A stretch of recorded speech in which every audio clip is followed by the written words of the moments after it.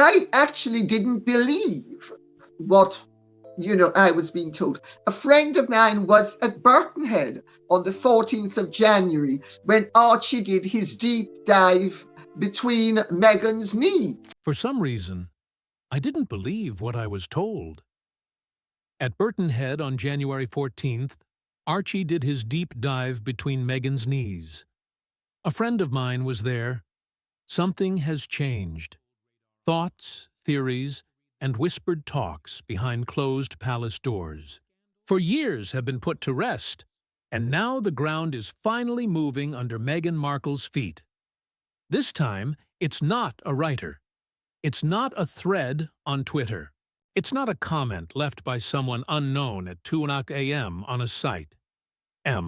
This time, a high-level palace courtier has come forward and talked to the news media personally. Some of what they said is shocking people in the royal family from London to Los Angeles. I want you to stay with me because this story is going to get much bigger than you think. The big news outlets haven't really touched on some of the details that are coming to light right now. Those little things that, once you hear them, will make you ask questions you can't stop. Let's start at the beginning, since the background is very important. The incident becomes well known.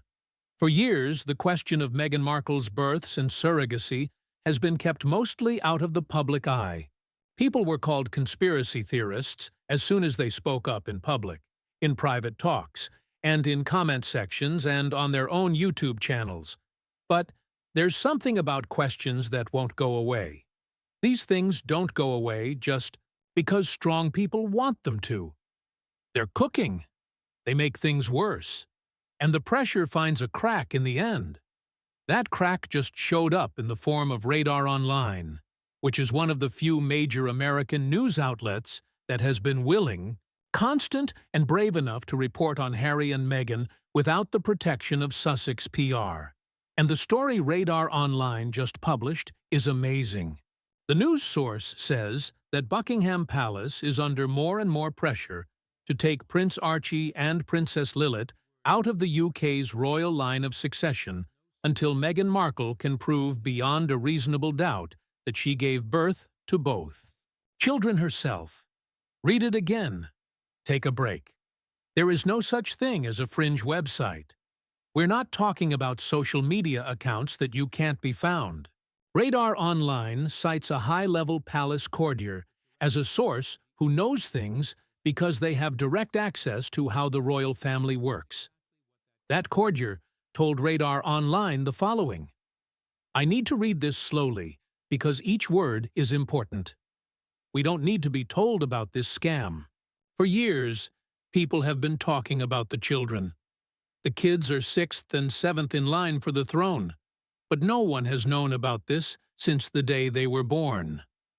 A lot of questions are going through their minds. This situation won't end until the truth comes out, for sure. Hide and seek secrecy. This situation won't end until the truth comes out, for sure. These are not the words of someone who doesn't care about this. These are not the words of someone inside the house who is laughing at people who spread rumors on the internet. It sounds like this person is speaking in terms of institutional necessity. It sounds like this is a real issue that won't go away. Now ask yourself this question, and really think about it. As a palace courtier, your job rests on keeping secrets, so why would they go on record with a publication like this? What would make someone that high-level break ranks? Because people in those roles don't talk without thinking. They don't say things by accident. When someone from the house talks, they always have a reason. So what's the point here? We're going to talk about that again. But first, we need to know how we got here, and who has been telling this story for a long time before it became popular. Lady Colin Campbell, you are the voice in the woods. There is one name that comes up every time this subject comes up. There was one author, commentator, or public person who brought up these issues years before anyone else did, putting her reputation on the line in public. Lady Colin Campbell is a royal author and biographer who has spent decades navigating the tricky and complicated seas of royal reporting. She is also the person who Radar Online directly quoted in this story. Lady C has been very honest about when and how she first heard about this story, even though she has been fighting the conspiracy of quiet and false information surrounding both babies. She was writing Meghan and Harry, a book that would change the world. The real story from 2019 to 2020. On January 14th, she was at Bourne Hall with a friend. The day of what should have been one of the easiest, happiest, and physically normal events in recent royal history.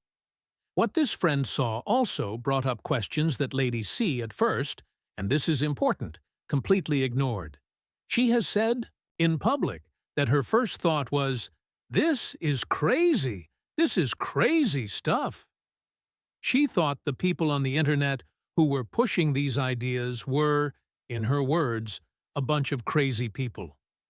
Following this, she began to pay attention, ask questions, and pull at threads. And what she discovered did not give her comfort. But there is one very important thing you need to know about Lady Colin Campbell. She's not the type of woman who likes being wrong. She's not a gossip writer who throws dirt on the wall. She is an author whose reputation is her money. She has been suing big press companies for 50 years. She won the biggest award ever given to a person suing an insurance company in person. She doesn't say careless things and isn't scared of being in court. Which is why you should pay attention when Lady C says that this problem has been building up for a while. When she says that she has brought this up in secret and behind the scenes, those words have a lot of weight. Ladies and gentlemen, Lady C has said something even more important, and I want you to fully understand it, because it is the legal and constitutional basis of this whole discussion. The basic reason why this isn't just a bunch of rumors. Before we go on, I want you to really think about the question I'm about to ask you. Do you think that a democratic government can make people answer for who is in the line of succession? Because that's what this is all about in the end. Take away the drama with the celebrities, take away the Netflix shows, the podcast deals, and the way Instagram looks. If you take away all of that, you're left with a basic constitutional question about who has the right to be king or queen and the public's right to know who might one day be king or queen. This has been put out very clearly by Lady Colin Campbell. Because of the huge fuss over the birth of James II's son and heir, James Prince of Wales, in 1688, he was known as the king across the water until 1936.